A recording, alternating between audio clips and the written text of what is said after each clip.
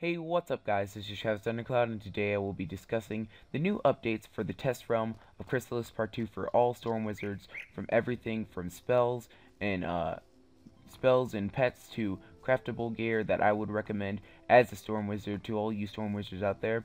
So this is going to be a two-parter. In the first part I will be discussing the new spells, showcasing those, and discussing the new pet uh, in the new hybrids that I know of so far. In the second part of the video, I will be in the Ceradonics, showcasing the new Storm craftable gear and all that jazz and stuff. So I will see you guys in a second. Okay guys, and we're back with the first part of the video, and as you heard before, in this first part I will be discussing all the new pet hybrids that I have learned of and that I have, and more in depth on the new pet that we have, the Deep Leviathan. Not really going over like the basic how to get it and everything, because I have a video about that, so go check that out if you want to see that.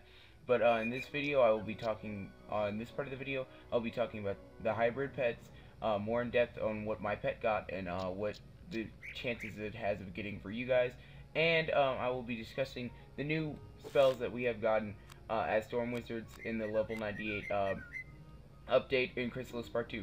So first, let's just start off with the pet, and as you can see here, this pet is not a original Storm pet.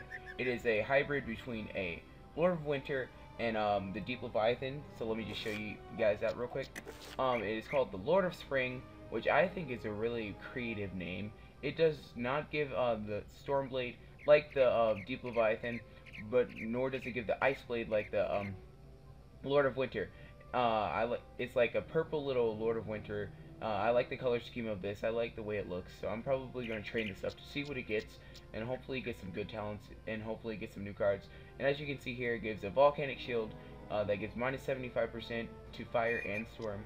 So this is a cool little thing. So that is the only hybrid that I know of so far. So it's the Lord of Spring hybrid between the Lord of Winter and the Deep Leviathan. So you can go check that out. I'll probably try and get this in live realm because it would be good for PvP for me. But now we're back to my original pet, which I think is on the next page actually. So we have the Queen Hunter right here. So let me just show you guys what it got. So I'm not really sure about the talents on this pet. It got two actually talents that I could use: Storm Striker and Storm Spear. And Storm Striker is not a half bad talent. I would probably try to get that on my triple crit pet, because it would add an extra critical, so I could get quad crit. But as you guys see here, it gives two selfish challenge. But these selfish talents aren't actually that bad. They would improve, they would improve resistance, they would improve the amount of critical you can get, and they would improve the amount of damage you can get. So these two selfish talents aren't half bad. And for all you Derby people, this pet is not bad for Derby at all. It gives Spiffy Pop, which lets you teleport to the next pet ahead of you. Gives Super Pass, which gives minus 30% speed to the next pet ahead. Gives Mega Boost, which gives plus 50% speed to you. And gives Super Dizzy, which removes Duck from leader for 12 seconds, which is always good because there's a lot of obstacles where you have to duck under. So if you time this well, it would be good. So this is more in depth what the pet got, and this pet also got a new card at Epic, as most do.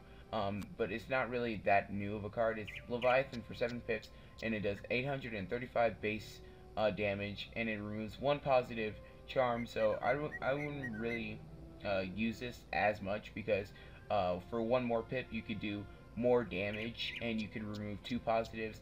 So I'm not really sure about this one. They could have made it better, I guess. They could have added something different, but what are you gonna do? And it also gives a Stormblade and a Disarm. So that's just the pets that we got. The Deep Leviathan. If you want to check out the quest, go check out the quest on my channel. I'll leave a link in the description so you can go check that out. But anyway, now to the main part of this part of the video, where I showcase the Shift spell and the new Astrophobia spell. So the Shift spell you get from the Eclipse Tower. When you reach level 98, you must have a training point to train this. So that's kind of sucks with that, but that's where you get it. And from this, it's along this main storyline. You get this spell around level 97, level 98, somewhere around there. But it's along the main storyline. So these are the 2 new spells that Storm gets with that, not including the new shadow creatures that I do not have yet.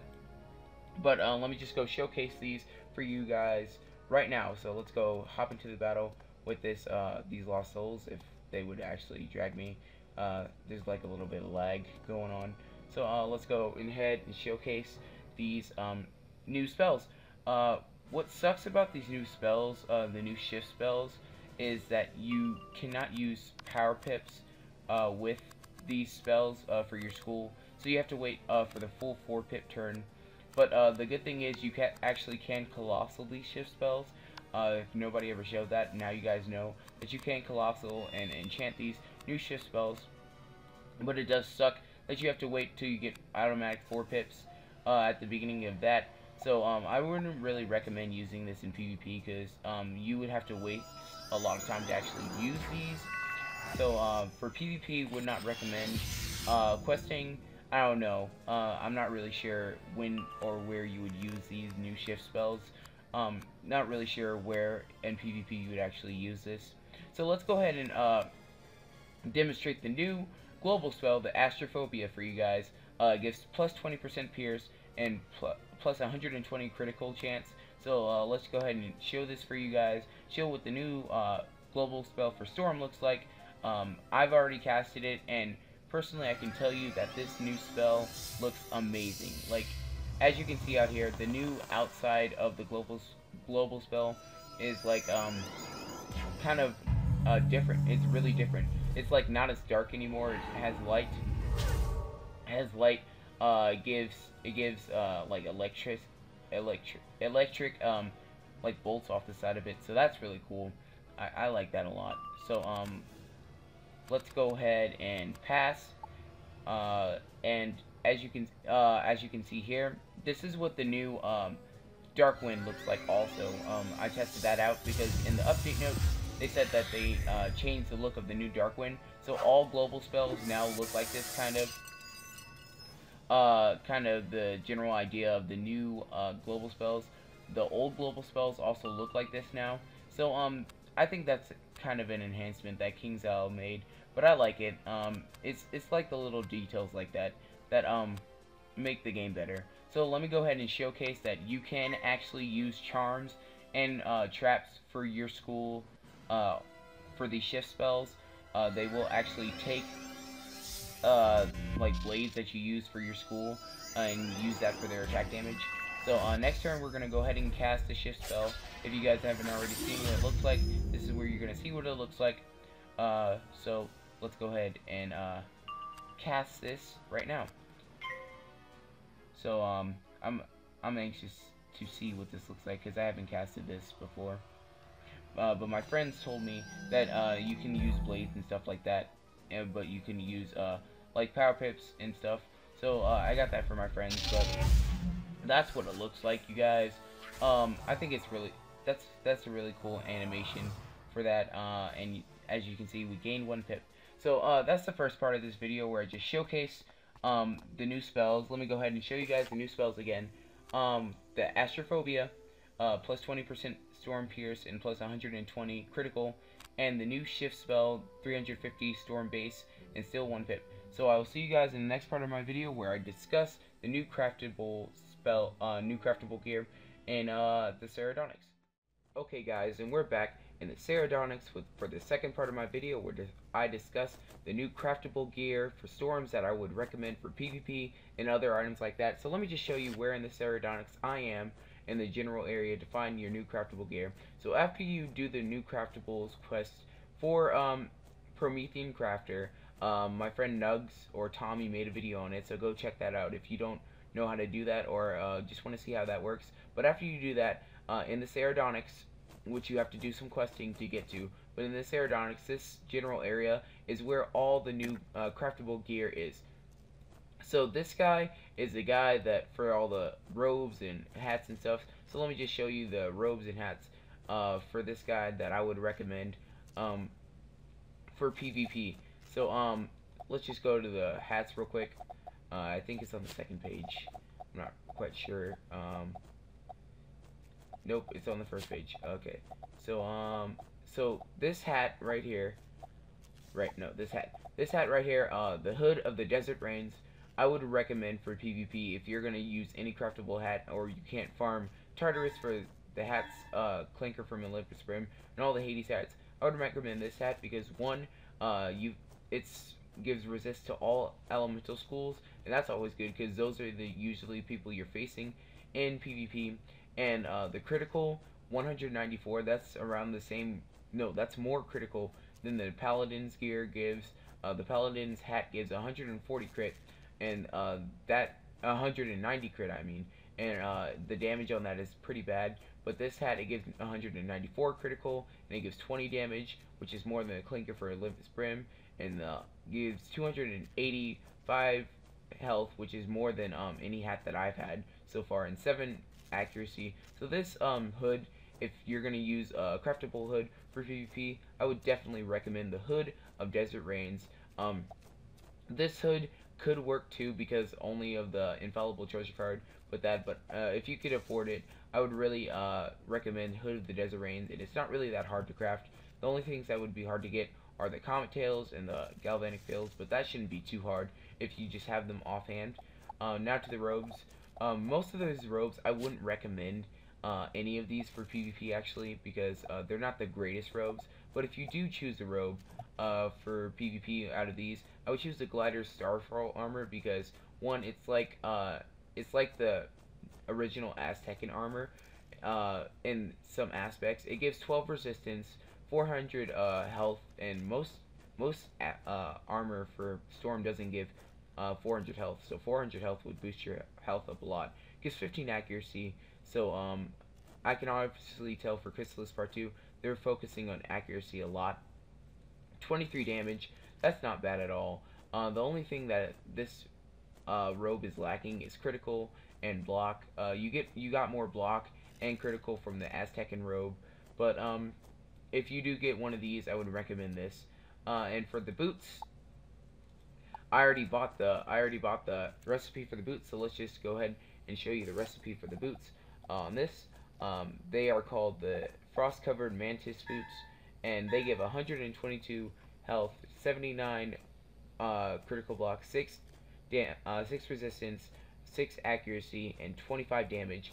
And these boots all around are just really good for all around stats. For my style of PvP, which I showed a video on, that my style, my kind of setup for that, I focus on damage. And damage, these boots give more damage than any boots I've ever seen.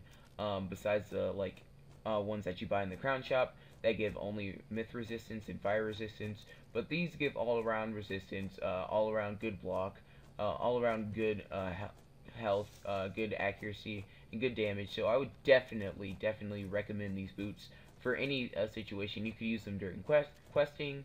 You can use them during PvP. These are just all around good versatile boots that I would recommend. So if you do not take anything away from this, take away that you should definitely buy the Frost Covered Mantis boots from the craftable items in Khrysalis Part 2, because I would definitely strongly recommend these boots.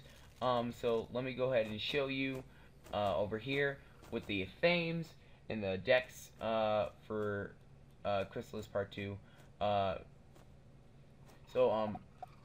The themes, there's not really a lot of good themes. I wouldn't recommend any of these, but if you do get one, I would recommend the Hopper Blade of Sandstorms because of the Pierce, and the damage is kind of good, but the Pierce mainly because in PvP, when you pierce through somebody's resistance, they can't really do much about it, so the Pierce would be good, but that's all I recommend.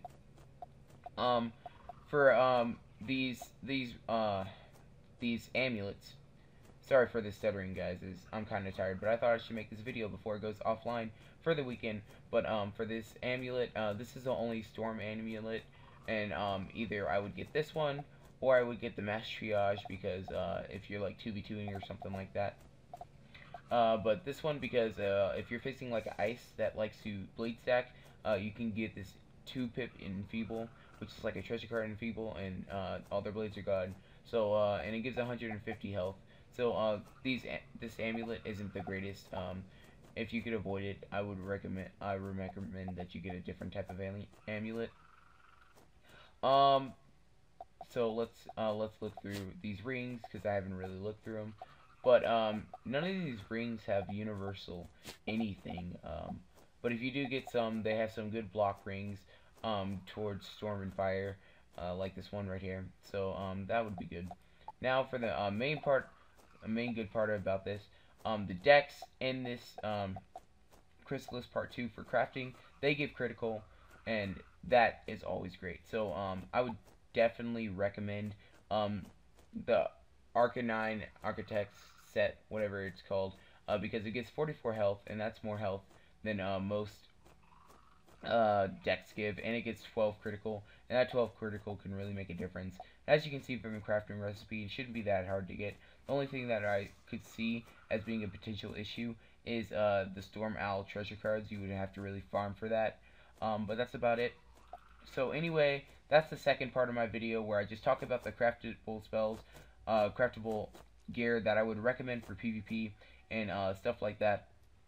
So anyway, thank you guys so much for watching my video on the new updates for Khrysalis Part 2 of the Storm Wizards. I know there's other people who have gone to this, but I thought I should make this video for my subscribers who come to me for the main source of Wizard101. So anyway, thank you guys for watching so much, and I will see you guys next time.